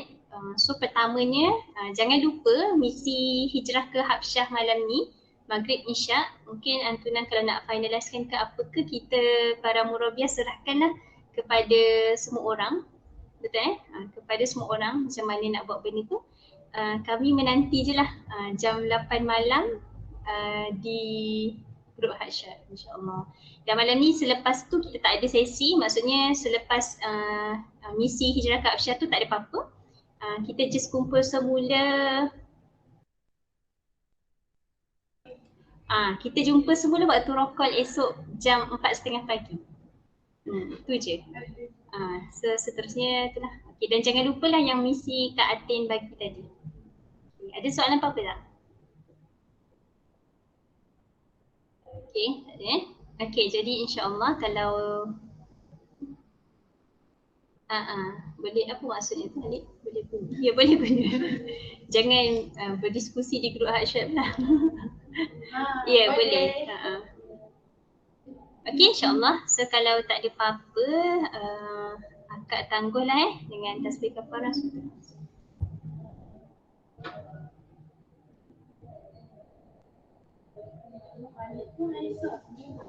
Okay, jadi insyaAllah kalau tak ada apa-apa, kami para murabiah tinggalkan Antuna kalau Antuna nak bincang